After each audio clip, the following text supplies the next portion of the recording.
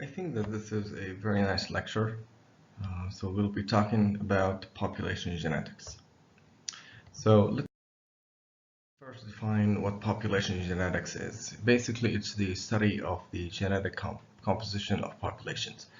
It's basically we're looking at the whole population. We're not looking at particular family or individuals. We're looking at changes that happen at the level of population in terms of genetic changes.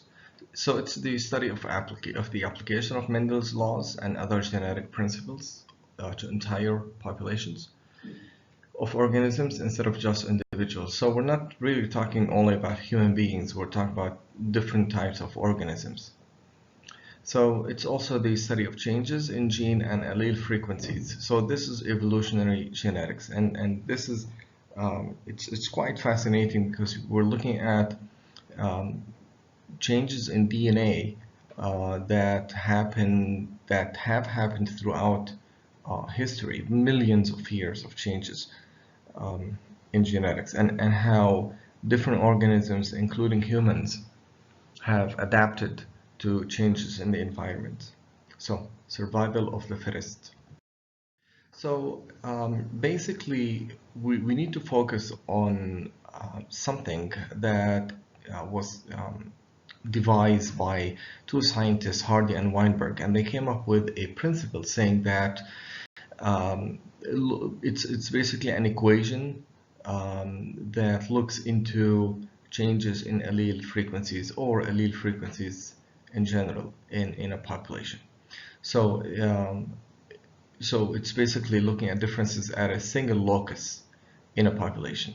Okay, so we're looking at genetic variation, uh, which can be quantified for different genes and for different individuals or populations. Looking at by looking at allele frequencies. Okay, so the thing is that whatever happens is that the genotypes as well as phenotypes remain constant from one generation to another, and this is really the Hardy-Weinberg principle: is that genotypes and phenotypes remain constant. Now, that's what the equation is all about. So basically, if we look at a certain gene, and this gene has two alleles, a dominant allele, capital A, and a recessive allele, small a. So basically, if we look at any population, of course, P, which indicates the capital A, the dominant allele, plus Q, which is it represents the small allele or the recessive allele. P plus Q would be equal to 1, which makes sense because 1 is 100%. Okay, so by looking at the different genotypes, you look at Punnett square, basically, which is based on Mendelian's principle. So you would get capital A, capital A, capital A, small a, capital A, which is these two are exactly the same, and small a, small a. So these are the four probabilities of genotypes, right? So basically, by looking at this, of course, um, this P2 plus PQ plus QP, and these two are the same, so it's 2PQ plus Q2, that is Q squared, would be equal to 100%. Okay, so that's what the equation was all about. Now, remember something. This is for autosomal chromosomes or autosomal alleles or genotypes. Now, so in case of X-linked genes, the genotype frequencies of females would follow the Hardy-Weinberg principle or equation, right? But for males, it's different. It would be P plus Q, it would be equal to 1. Okay, because there is no PQ for the X chromosome in males. Now, the thing is that, as we said, the frequencies of genotypes do not change from one generation to another. They remain constant. Okay, unless, but this is true under the following conditions. We're talking about large populations. We're talking about no significant migrations of populations from, or small population from an area to another. We're talking about random mating, not selective mating. We're talking about the absence of mutations, and we're talking about no selection whatsoever. So what do we mean by that?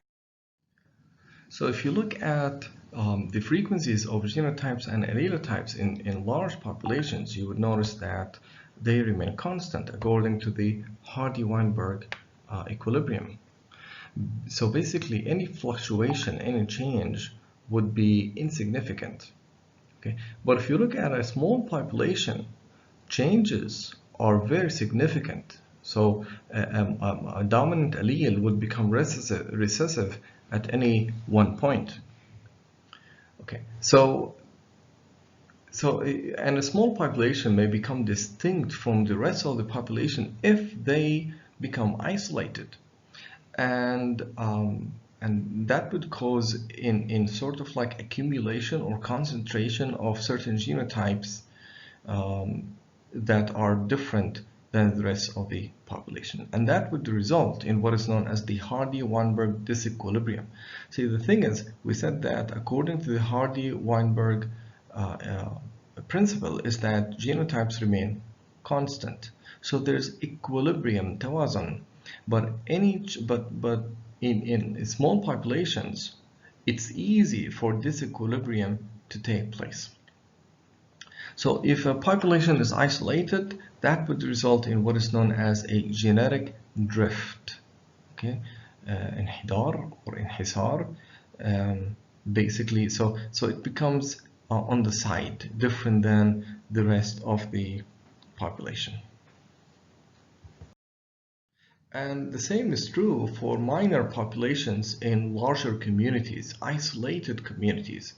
So, as I said, with the Jewish ghettos, scientists have noticed that there are certain diseases that are specific or that are common among Jews, including the Tay-Sachs disease, as well as for the Amish people. The Amish people are isolated individuals or communities, small communities in Pennsylvania in the US. They have their own primitive life. They do not like, it's prohibited for them to use electricity, so they use older tools. Really nice people, very peaceful, nice community, beautiful area, but they're living a very harsh life. So these people have certain diseases that are common between them because they are isolated. So one of these diseases is the maple syrup urine disease. It's one of those metabolic diseases that you will learn about later on. One of the results of genetic drifts is what is known as a founder effect. So basically, if you have a certain population, a small population that migrates to another place, and this population carries a specific allele or a mutation, it becomes this allele is introduced into this larger population once the small population mixes with the larger population. So it's like they have founded this genotype or allelotype. Okay, so an example again is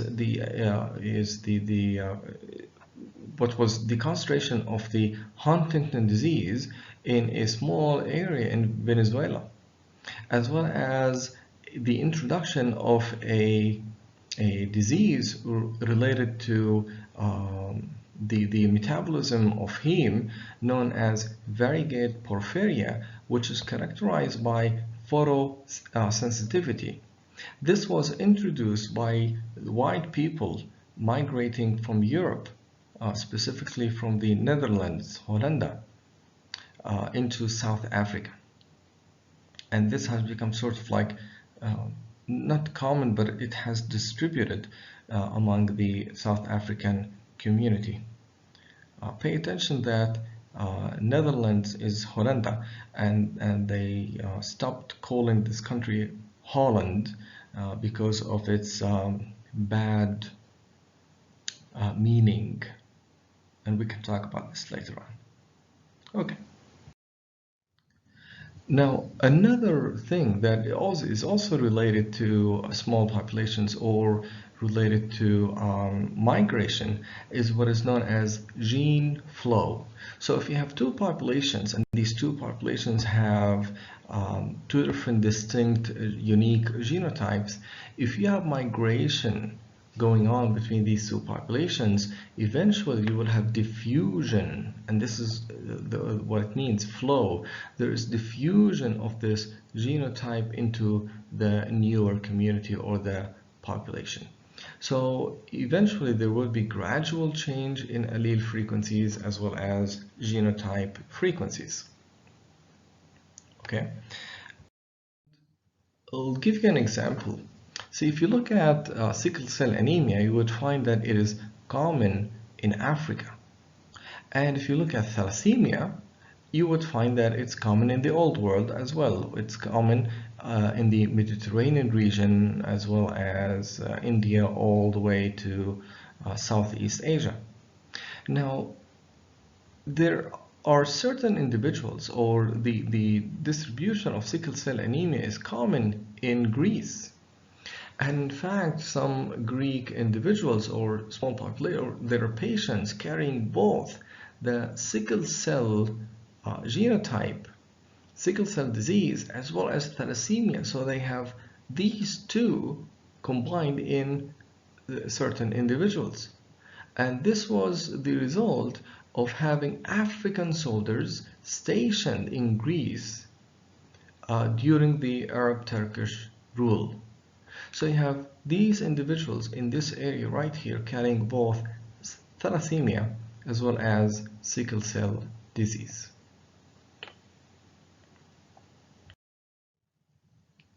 Now, another condition that would maintain the Hardy-Weinberg equilibrium is random mating. So as long as there is random mating, there is no change in the frequencies of genotypes. But if there is selective mating, okay, that would result in concentration of certain genotypes in certain populations. So, and this can be by two mechanisms. The first one is what is known as assortative mating, which is basically the tendency for human beings to choose partners who have certain characteristics. For example, these days you would find males looking for example, blonde girls, or looking for girls with certain characteristics, being thin, tall, whatever, blue eyes. So they're selecting for certain mates. Of course, females do the same as well. Okay, they're looking for certain males. So basically, this is assortative mating in here. Okay. Something else is that the characteristics can be based on ethnic background. So, for example, you would find a certain minority in a population looking for partners from the same community. So that would cause assortative mating. This is assortative mating, and that would cause selective mating, as well as concentration of certain phenotypes. So this is by choice, not by force, like the Jewish ghettos. Another cause for selective mating is consanguinity. That is, people wanting to marry from the same family, cousins, second cousins, etc., for certain reasons. So as long as there is random mating, there is equilibrium. Now, another condition is another condition for keeping equilibrium, Hardy-Weinberg equilibrium, is absence of mutations. So mutations really happen, okay, and they are balanced by reduced fitness. So the thing is, there are two forces that would cause disequilibrium. A quick mutations, fast mutations that happen to genomes, and mutations always happen, and these mutations would cause disequilibrium. But at the same time, you have what is known as fitness, okay, which is basically selective mutations. So that would keep so fitness is a measure of the number of offspring of affected persons who survive to reproductive age. So you have these mutations happening, but you have fitness. So these are two opposite forces, and these two opposite forces work together to keep equilibrium at its place, so it doesn't change. Okay. So, and fitness is the main factor that determines whether a mutation is lost, maintained, or increasing in a population, and whether a phenotype is advantageous over wild type. Wild type means normal genotype. Now, another reason that would cause disequilibrium, Hardy-Weinberg disequilibrium, is selection. That is, you have certain characteristics that have negative selection. So women, for example, would not marry a person with certain disability, whatever this disability is, okay, or a certain mutation with a specific disease. They are not attracted to such people, and the opposite is true. Okay, so the thing is that would cause disappearance of the mutant allele. Now, or at least it can result in reduction of the mutant allele, the frequency of the mutant allele. Now, sometimes this mutation can be advantageous, by the way. So a mutation can be advantageous, and this is true for sickle cell disease. It is advantageous to have a sickle cell disease in Africa, and that's why it's maintained. The reason is that you can look at this map right here. This is the distribution of malaria and the distribution of sickle cell disease, and you can see how it's concentrated in this area in Africa. And the reason is that people who are heterozygous for the sickle cell trait of sickle cell disease, or they're known as having sickle cell trait, is that they are immune to malaria, because malaria cannot survive in individuals with sickle cell disease. But since people with sickle cell disease die, or they are affected, or it's not advantageous to have a sickle cell disease, the sickle cell trait is common. Being a heterozygote can also make individuals immune to having malaria. So let's look at certain applications for the Hardy-Weinberg equilibrium. Let's look at some mathematical applications or problems. Okay, first example.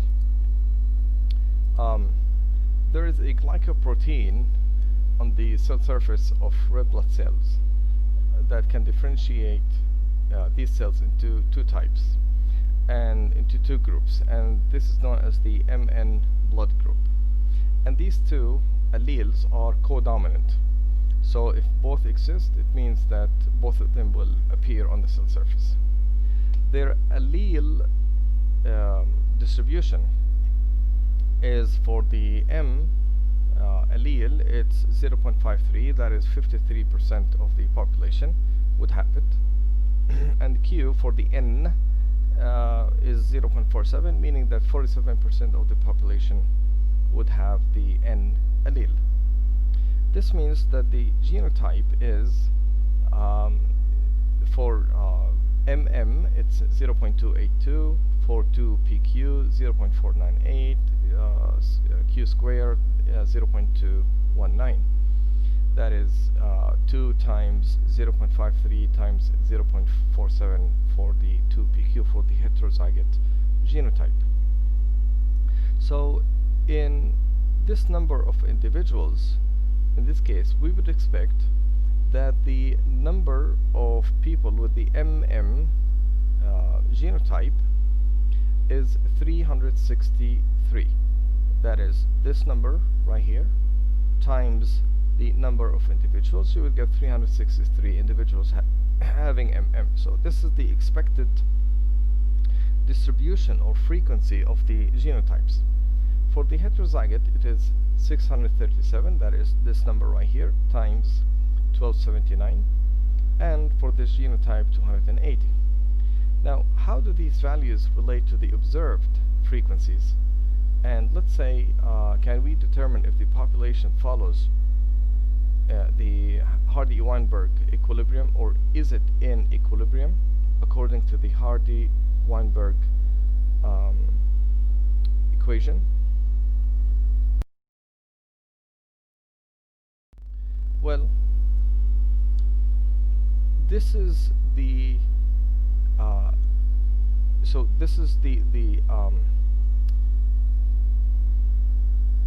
the expected, and these are the observed.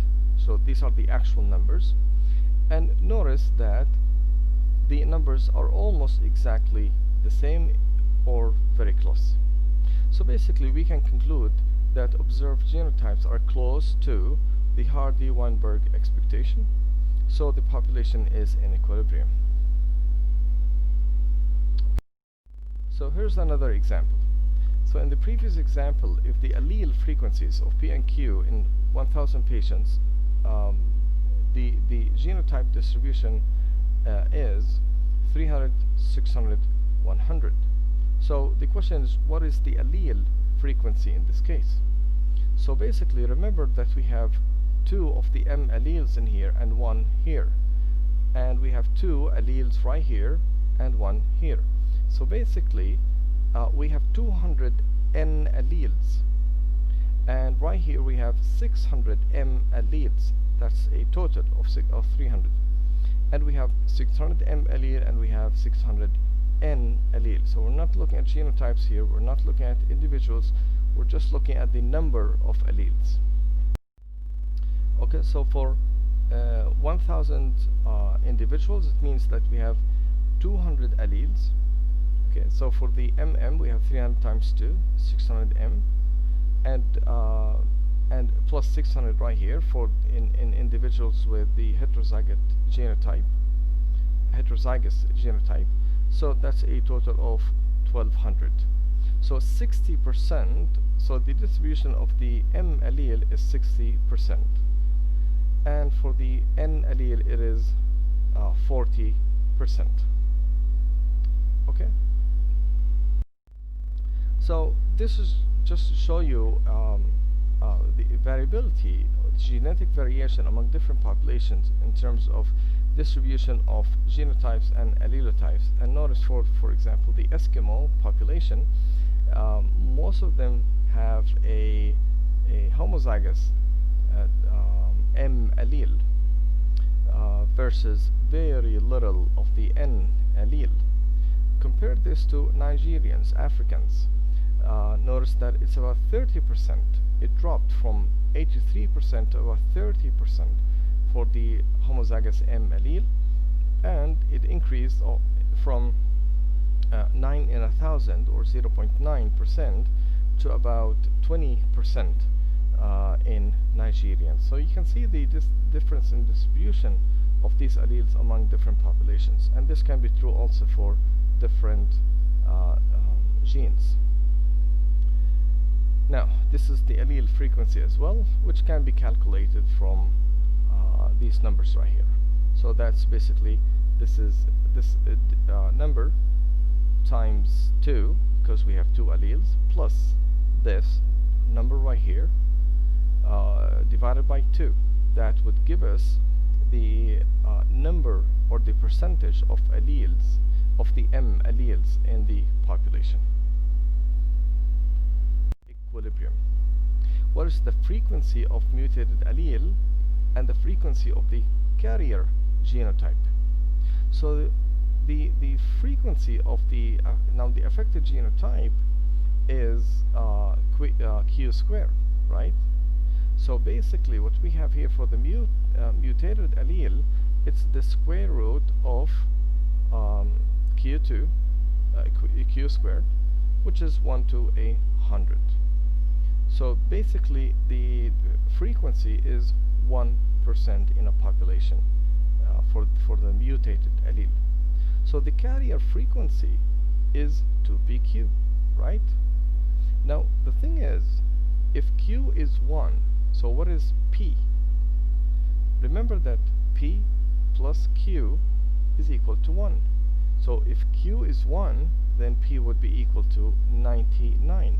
So we have here 2 times 1 times 99, and you would get a distribution of 0.2, in this case 1 over 50. Okay, so if p is 0.99 close to 0.99, which is close to 1.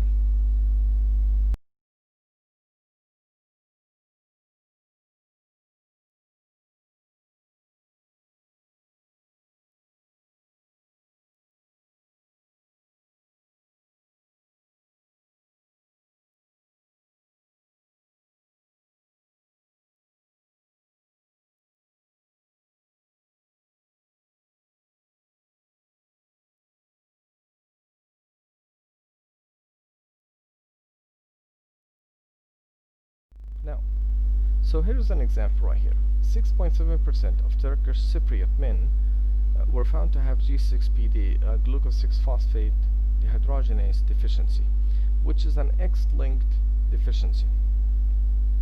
What percentage of women in this population are carriers, and what percentage have G6PD deficiency, assuming that they follow the Hardy-Weinberg principle, or they are, let's say, in equilibrium? So, in X-linked conditions, the alleles, it's an X-linked disease, right? So, males would have 1X, of course, and females would have 2X.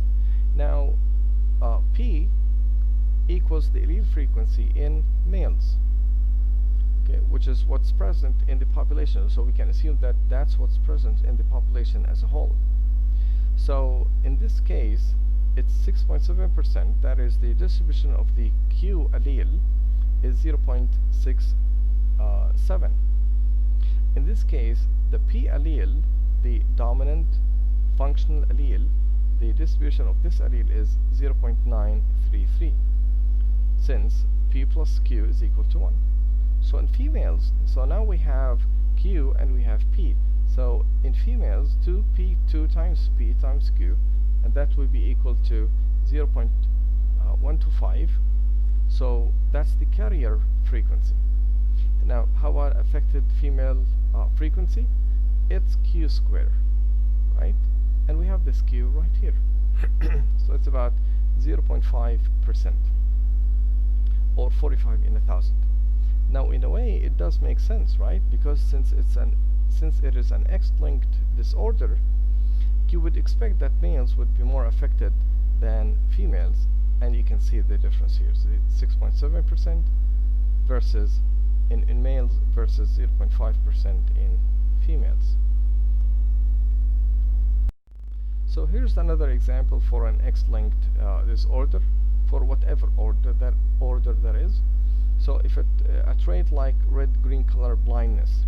Now, color blindness is an X-linked recessive disorder, and you will learn more about it in the third year in the neuroscience module. So it affects 1 in 12 male Western European, whites, whatever. So it means that it affects 1 in 12. So in this case, P would be equal to 11 over 12, right? That's the frequency. So as a result, you can calculate the the frequency of affected females, which would be equal to 1 over 144. That is, Q square is 12 square and 1 square. So that would be 1 over 144. Now carrier females, that would be 2 times 1 over 12 times 11 over 12. And that will be equal to 22 over 144. So this is the expected frequency of carrier females. Now for homozygous normal females, in this case, it would be 121 over 144, which is basically the 11 square over 12 square. So here's a case study. You have factor 7 deficiency, which is related to blood clotting. It's a rare autosomal recessive condition. Now, prevalence of this condition in some countries is what you can see in here. So it's 62, let's say, in 1,000. In United Kingdom, it's 58 in 1,000 or 10,000, and 300 in the same number of individuals. Now, why is it that it's much, much higher among Iranians? And remember, you can go back to reasons that are related to disturbances or reasons that can cause disequilibrium of the Hardy-Weinberg principle, and these are related to culture, right? So basically, it's related to consanguinity as well as non-random mating. Okay. And here's a problem. So you have a village in Nigeria studied for prevalence of sickle cell disease. Among 1,000 adults, we have the following genotype. 700 have the normal allele, 249 have the carrier phenotype, or genotype, I'm sorry, or this is the sickle cell trait. And the people affected is 1 in 1,000. So the question is this population, does it follow Hardy-Weinberg equilibrium? So let's calculate the expected numbers in here. So that's the observed right here. So basically, the expected we should calculate allele frequency, which is 2 times 750, because you have 2 alleles in here, plus 249. So the allele frequency for A is 0.875. Now for the sickle cell allele, it's 0.25. That is, this plus this would be equal to 1. So the expected basically is for the homozygous normal genotype, it should be 0.8752 square, and that will be equal to 0.765. So basically 765 individuals in a population of 1,000. So these are the expected. How about the carriers? Well, it's this 2, okay, times P, right, times Q, and you would get 0.218. And for the sickle cell disorder, the genotype for that is what's expected is 1.6%, or 16 individuals in a population of 1,000. So notice that the numbers differ. So you would expect 1 individual, right? But what you rather have is more than that. Look at the heterozygote. You would expect about 218 individuals in 1,000, but you have much higher than that. You have 249. So that means that there is disturbance in the Hardy-Weinberg equilibrium, and there's an advantage for having this genotype right here, the heterozygous genotype.